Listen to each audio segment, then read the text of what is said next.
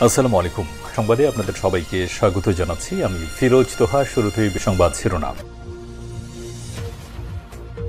আন্তর্জাতিক বাংলা সংবাদে আপনাকে স্বাগত। শুরুতে সংবাদ শিরোনাম, এরপর বিস্তারিত। শুরুতেই জানাব, মার্চ ফর গাজা কর্মসূচি শুরু। ফিলিস্তিনের গাজায় ইসরায়েলি গণহত্যা বন্ধের দাবিতে মার্চ ফর গাজা কর্মসূচি শুরু হয়েছে। আজ বিকাল ৩টায় কর্মসূচি শুরু হয়েছে। এখানে আন্তর্জাতিক খ্যাতিসম্পন্ন বক্তা ডক্টর মিজানুর রহমান আজহারি এবং হাসনাত আবদুল্লাহ সহ অনেক ঊর্ধ্বতন ব্যক্তিবর্গরা উপস্থিত রয়েছেন। এরপর জানাবো, মার্চ ফর গাজায় অংশ নিতে যাওয়ার পথে ২ মাইক্রোবাসে সংঘর্ষ, আহত ১২। মার্চ ফর গাজা কর্মসূচিতে অংশ নিতে যাওয়ার সময় ২ মাইক্রোবাসের মুখোমুখি সংঘর্ষে অন্তত ১২ জন গুরুতর আহত হয়েছে। আজ ১২ April Tangail Dhanbari Baniyabas bus stand এলাকায় এই ঘটনা ঘটে।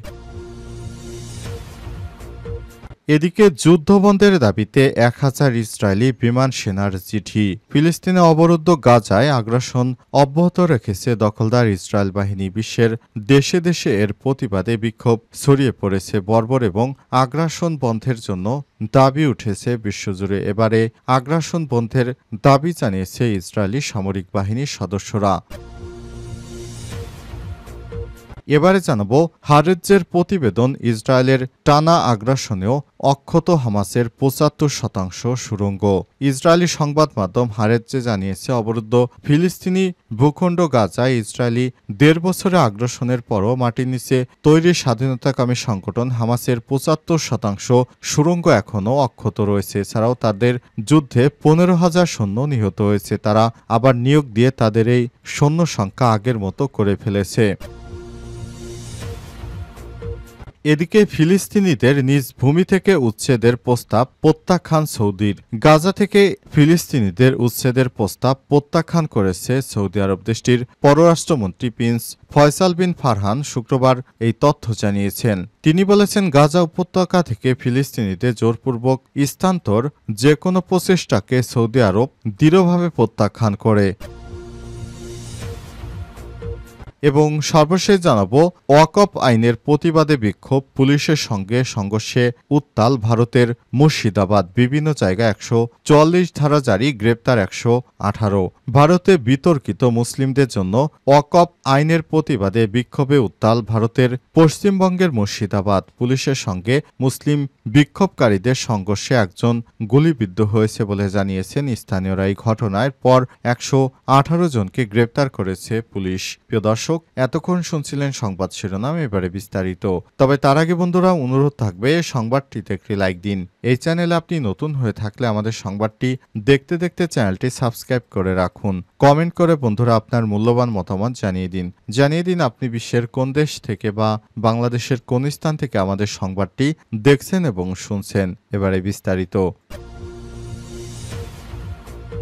মার্চ ফর গাজা কর্মসূচি শুরু। ফিলিস্তিনের গাজায় ইসরায়েলি গণহত্যা বন্ধের দাবিতে মার্চ ফর গাজা কর্মসূচি অনুষ্ঠান শুরু হয়েছে। শনিবার ১২ এপ্রিল বিকাল ৩টায় এই কর্মসূচি শুরু হয়। গাজায় চলমান ইসরায়েলি গণহত্যার প্রতিবাদে ফিলিস্তিনের নির্যাতিত জনগণের প্রতি বিশ্বব্যাপী সংহতি জোরদারের লক্ষ্যে এই মার্চ ফর গাজা কর্মসূচি অনুষ্ঠিত হচ্ছে। প্যালেস্টাইন সলিডারি মুভমেন্ট বাংলাদেশ নামের একটি প্ল্যাটফর্ম এই কর্মসূচির আয়োজন করেছে। এতে সভাপতি করছেন বায়তুল মোকাররম জাতীয় মসজিদের খতিব মাওলানা আব্দুল খালেক। আয়োজকরা জানান, এই কর্মসূচিতে যোগ দিয়েছেন আলোচিত ইসলামী বক্তা ডক্টর মিজানুর রহমান আজহারি, আস-সুন্নাহ ফাউন্ডেশনের চেয়ারম্যান শায়েখ আহমদুল্লাহ, বৈষম্য বিরোধী ছাত্র আন্দোলনের নেতাকর্মীরা। এছাড়াও সাধারণ মানুষের পাশাপাশি কর্মসূচিতে অংশ নিয়েছে বিএনপি, জামাত এবং জামাত ইসলাম সহ হেফাজত ইসলাম ও বিভিন্ন স্তরের নেতাকর্মীরা। এটি ঢাকার রাজপথে ফিলিস্তিনিদের পক্ষে সবচেয়ে বড় জনসমাবেশ হতে যাচ্ছে বলে প্রত্যাশা ব্যক্ত করেছে আয়োজক এবং সংশ্লিষ্টরা। মার্চ ফর গাজায় অংশ নিতে যাওয়ার পথে ২ মাইক্রোবাসের সংঘর্ষে আহত 12। মার্চ ফর গাজা কর্মসূচিতে অংশ নিতে যাওয়ার পথে দুটি মাইক্রোবাসে সংঘর্ষের ঘটনা ঘটেছে।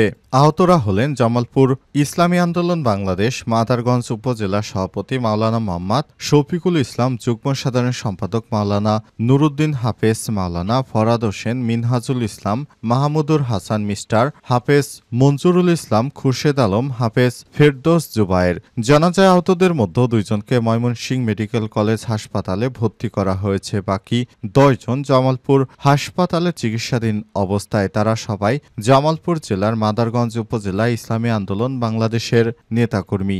স্থানীয় এবং পুলিশ সূত্র থেকে জানা গেছে, শনিবার সকালে মার্চ ফর গাজা কর্মসূচিতে অংশ নেওয়ার জন্য মাদারগঞ্জ উপজেলা থেকে ইসলামী আন্দোলন বাংলাদেশ এবং মাদারগঞ্জ উপজেলা একটি টিম যাত্রা শুরু করে সকালের দিকে টাঙ্গাইলের ধনবাড়ী উপজেলা বানিয়াবাজার বাস স্ট্যান্ড এলাকায় পৌঁছালে বিপরীত দিক থেকে আসা আরেকটি মাইক্রোবাসের সঙ্গে সংঘর্ষ হয়। এতে 12 জন যাত্রী গুরুতর আহত হয়েছে। পরে স্থানীয়রা তাদের উদ্ধার করে জামালপুর হাসপাতালে নিয়ে যায়। সেখান থেকে 2 জনকে উন্নত চিকিৎসার জন্য ময়মনসিংহ মেডিকেল কলেজ হাসপাতালে নেওয়া হয়েছে।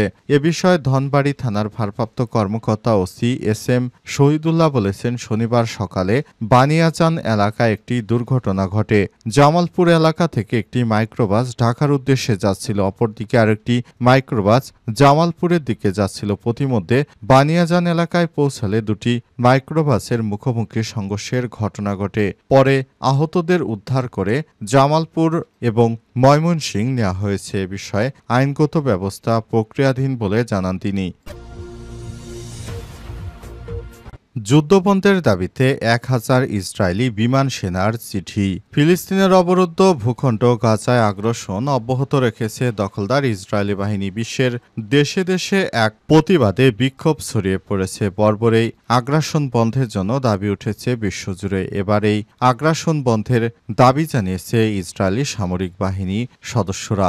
বৃহস্পতিবার ইসরায়েলি বিমান বাহিনীর বর্তমান ও সাবেক 1000 সদস্য এক খোলা চিঠিতে গাজা থেকে সকল জিম্মিকে উদ্ধার করে আনার দাবি করেছে। বিষয়ে যদি যুদ্ধ বন্ধ করতে হয় তার জন্য চিঠিতে আহ্বান জানান তারা। চিঠিতে বলা হয়েছে, বর্তমানে এই যুদ্ধে শুধু রাজনৈতিক ও ব্যক্তিগত স্বার্থের লক্ষ্যেই পূরণ করেছে, এর সঙ্গে কোনো নিরাপত্তার ব্যবস্থা জড়িত নেই। এতে আরও বলা হয়েছে, পূর্বের প্রমাণ অনুযায়ী কেবল চুক্তির মাধ্যমে জিম্মিদের নিরাপত্তা ফিরিয়ে আনা যেতে পারে। ইসরায়েলি প্রতিরক্ষা বাহিনী আইডিএফ এর সাবেক প্রধান লেফটেন্যান্ট জেনারেল দান হলুজ্জ এই চিঠিতে স্বাক্ষর করেছেন। ইসরায়েলি প্রধানমন্ত্রী বেঞ্জামিন নেতানিয়াহু এই চিঠির নিন্দা জানিয়েছেন। তিনি এক বিবৃতিতে জানিয়েছেন, এর মাধ্যমে ইসরায়েলি সমাজের মধ্যে বিভক্তির চেষ্টা করা হচ্ছে। চিঠিতে স্বাক্ষরকারী সরকার পতনের ষড়যন্ত্রে যুক্ত বলে অভিযোগ করেছেন নেতানিয়াহু।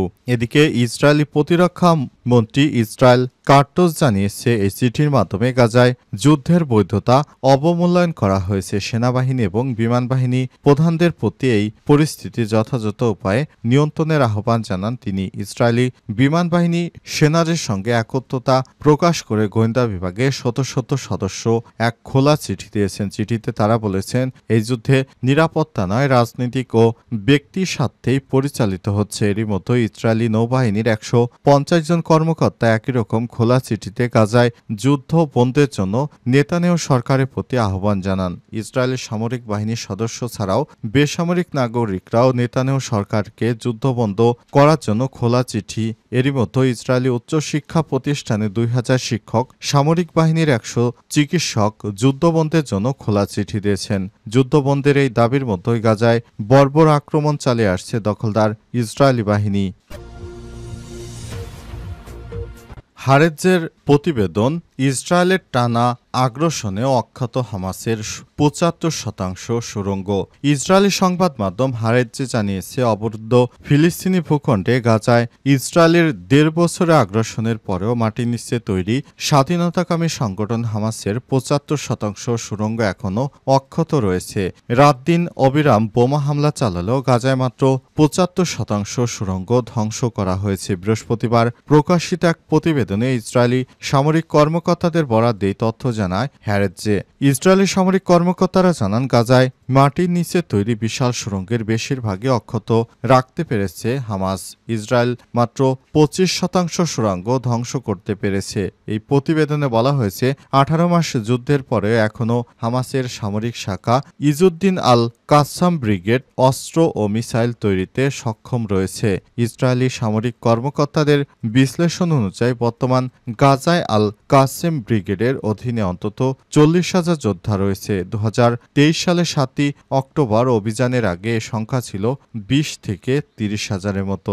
আমেরিকার গোয়েন্দা সূত্র মতে চলতি বছরের শুরুতে প্রথমে যুদ্ধবিরতির আগ পর্যন্ত ইসরায়েলি আগ্রাসনের হামাস এর অন্তত 15,000 যোদ্ধাকে হারায়। নতুন করে একই সংখ্যার যোদ্ধা অন্তর্ভুক্ত করতে সমর্থ হয়েছে স্বাধীনতাকামী সংগঠনটি। 15 মাস টানা আগ্রাসনের পর ইসরায়েলি বাহিনীর সঙ্গে গাজার স্বাধীনতাকামী সংগঠনগুলো 42 দিনের জন্য প্রথম ধাপে যুদ্ধবিরতি হয় চলতি বছরের 19 জানুয়ারি। এরপর দ্বিতীয় ধাপে যুদ্ধবিরতি শুরুর কথা থাকলেও ইসরায়েলি আলোচনায় অংশ না নিয়ে গত 18 মার্চ থেকে আবারও গাজা জুড়ে হামলা শুরু করে। 18 মাসের পুরো আগ্রাসনে গাজায় 50,000-এর বেশি ফিলিস্তিনি নিহত হয়েছে।